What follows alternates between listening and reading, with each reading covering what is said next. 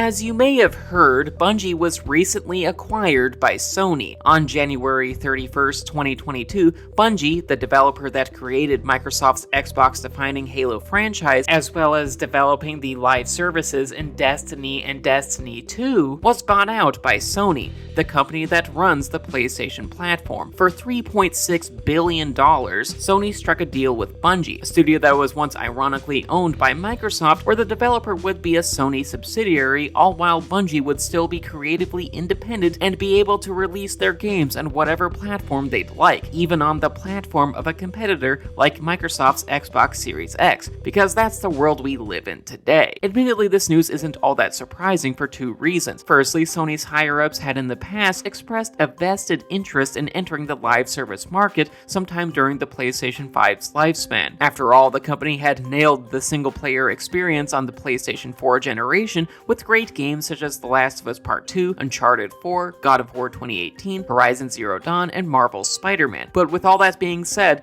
the PlayStation brand didn't really enter the live service market much at all during the PlayStation 4 generation, which admittedly was something that I was personally grateful for because I really don't like live service games. They often exhaust me and are as rewarding as using TurboTax or some shit. But unfortunately for me, Sony's strategy has clearly shifted with the PlayStation 5. In fact, the company reportedly hopes to release roughly 10 live service games by 2026, a number that makes me want to hit the snooze button for the next 4 years, because that sounds fucking exhausting. And judging by the job listings, it looks as if Sony for the most part plans to develop these online multiplayer live services with established Sony studios like Naughty Dog, Guerrilla Games, and Sucker Punch. But with the purchase of Bungie, Sony appears to be getting a head start here, seeing as Bungie was one of the companies that kicked off the live service trend in earnest with its imperfect science fiction shooter Destiny back in 2014, and its better received sequel Destiny 2 back in 2017, Sony's acquisition of Bungie only makes sense. After all, if Sony really wants to enter the live service market, then what better way to start that than to buy the developer behind Destiny? It is only logical, even though this ultimately does sadden me because, as I stated before, I ultimately dislike live service games in general. See my eventual non-review of Ubisoft's Rainbow Six Extraction, which is a game that extracted my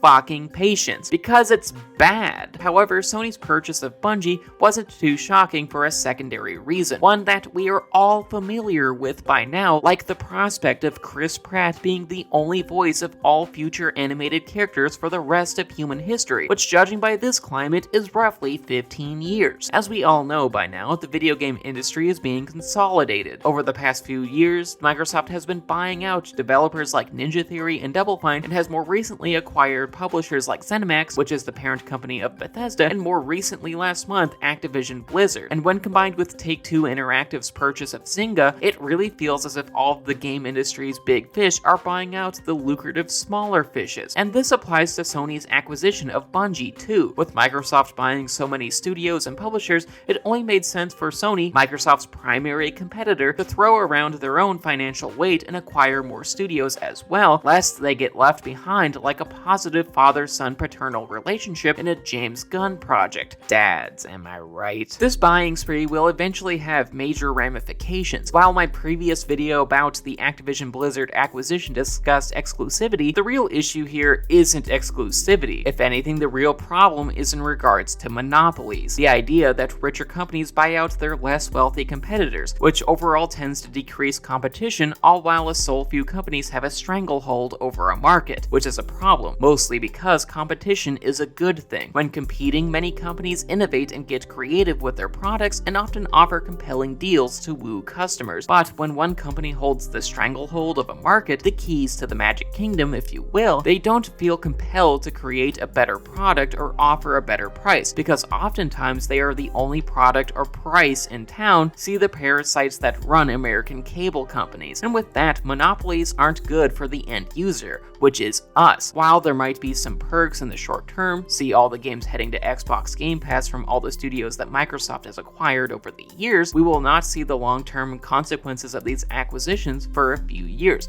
because who knows how many more studios are going to be bought out. And sure, some potential fictional hypothetical scenarios like the one where Sony acquires Konami are interesting, seeing as Konami gives fuck all about its storied video game franchises, company history, and the people that made their games anyway, but all of these acquisitions will leave an impact in the future. And while while I do try to be optimistic that everything will be okay, that is not realistic given that this industry has crossed so many moral and ethical boundaries in the past, whether it be workplace abuse and harassment, crunch, embracing NFTs and cryptocurrency, loot boxes, shitty live services, and microtransactions in $60 games. The video game industry has continually devalued its art and the people who created it in order to make a quick buck. And due to this, why should the acquisitions of Bungie, Activision, or any other company be any different? Because honestly, the industry has shown its hand way too many times, and that hand smells worse than dog shit in a Prius. Sadly, I just don't have much hope here. And with that was the video. I hope you enjoyed it. Please leave a like rating, share, subscribe, ring the bell, and leave a comment telling me what you think of Sony's acquisition of Bungie.